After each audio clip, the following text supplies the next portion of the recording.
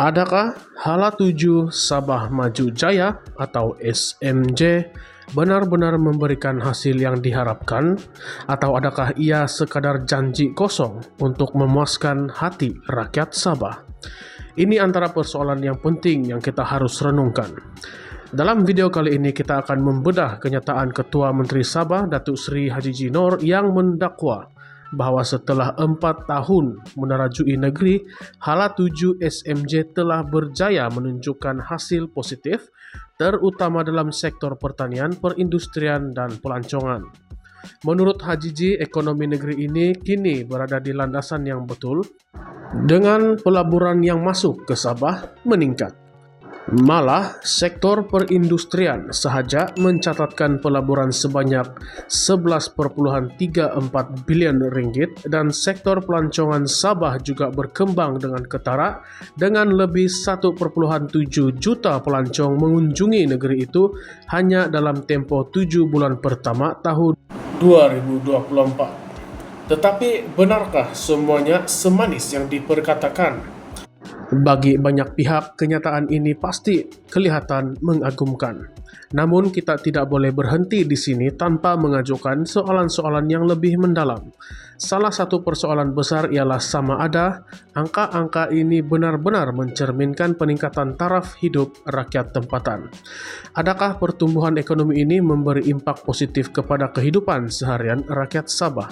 Atau adakah ia sekadar kejayaan ekonomi di atas kertas yang hanya dirasakan oleh segelintir elit politik dan syarikat besar, sementara majoriti rakyat masih bergelut dengan masalah harian seperti kos cara hidup yang meningkat dan kekurangan peluang pekerjaan yang stabil?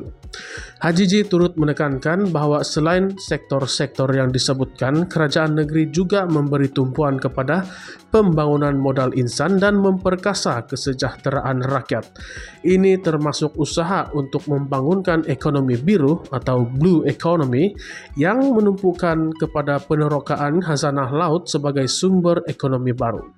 Sabah dengan kedudukannya yang strategik diapit oleh Laut Cina Selatan, Laut Sulu, dan Laut Sulawesi sememangnya memiliki potensi yang besar untuk pembangunan ekonomi berdasarkan sumber laut. Tetapi persoalan yang timbul di sini adalah sejauh mana rakyat biasa, terutamanya komuniti nelayan dan penduduk kawasan pesisir pantai akan mendapat manfaat daripada pembangunan ini. Atau adakah ekonomi biru ini akan didominasi oleh syarikat-syarikat besar yang mungkin hanya sedikit menyumbang kepada ekonomi tempatan? Selain itu, walaupun Ketua Menteri menyatakan bahwa kerajaan negeri sedang giat berusaha melaksanakan agenda pembangunan, kenyataan ini sendiri mengundang lebih banyak persoalan. Adakah pembangunan yang dilaksanakan ini berlaku secara menyeluruh di seluruh negeri Sabah? Atau adakah kawasan luar bandar dan pendalaman masih ketinggalan sementara pembangunan hanya tertumpu di kawasan bandar besar?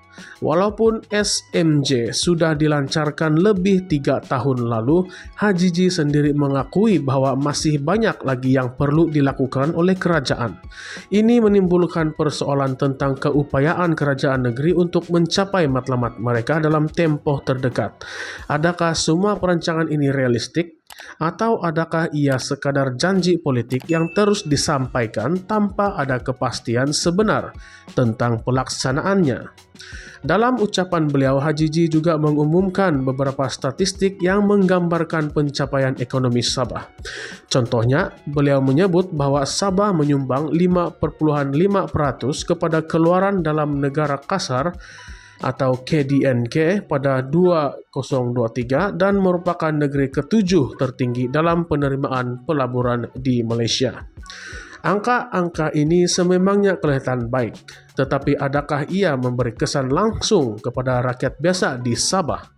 Adakah pelaburan yang masuk ke Sabah benar-benar menguntungkan komuniti tempatan, atau adakah keuntungan besar hanya diraih oleh pelabur luar?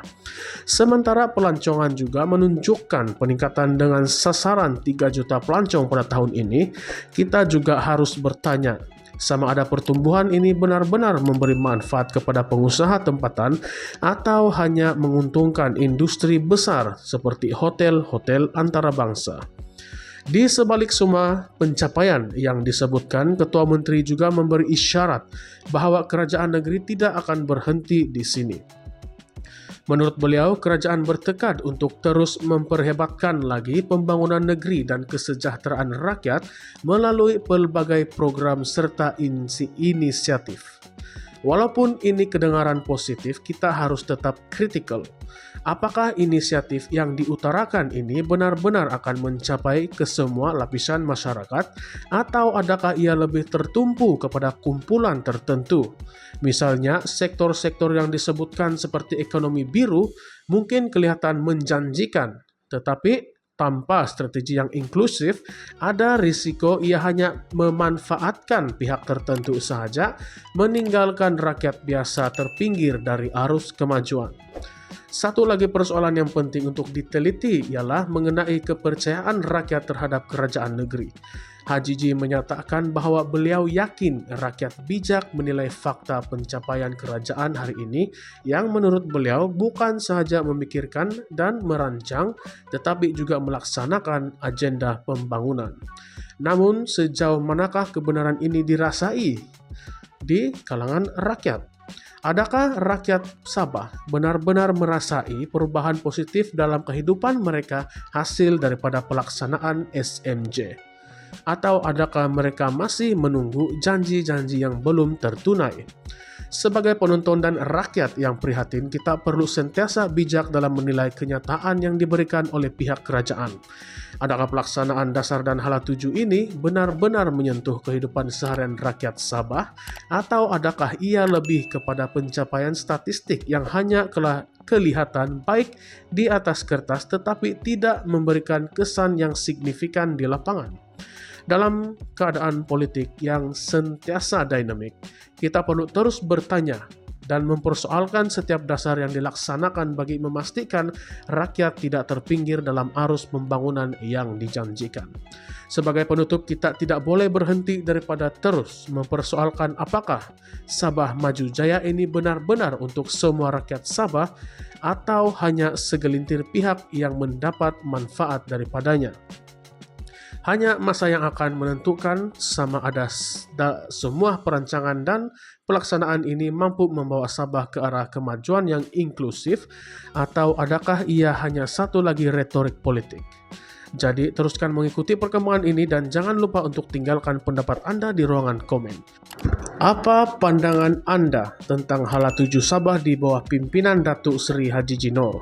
Adakah Anda yakin dengan plan pembangunan yang dilaksanakan, atau adakah Anda merasakan masih banyak yang perlu diperbaiki?